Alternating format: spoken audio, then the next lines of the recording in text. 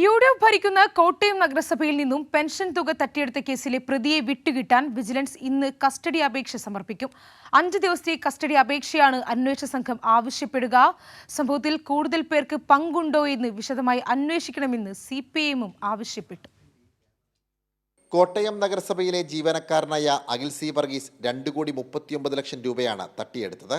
ഇത്രയും തുക നഷ്ടമായിട്ടും നഗരസഭയ്ക്ക് ഒന്നും കണ്ടെത്താൻ കഴിഞ്ഞിരുന്നില്ല. ഓഡിറ്റ് വിഭാഗത്തിന്റെ പരിശോധനയിലാണ് തട്ടിപ്പ് വിവരം പുറത്തു വന്നത്. അതിനാൽ തട്ടിപ്പിന് പിന്നിൽ നഗരസഭാ ഭരണസമിതിയുടെ പങ്കും അന്വേഷിക്കണമെന്ന് CPIM ആവശ്യപ്പെട്ടു. ഭരണരംഗത്തെ കെടുകാര്യസ്ഥതയും ഭരണകക്ഷിയിലുള്ള ഗ്രൂപ്പ് തർക്കവും ഈ ഒരു നഗരസഭയുടെ ഭരണ സ്തംഭനത്തിലേക്കാണ് ഇപ്പോൾ നീങ്ങിയിട്ടുള്ളത്.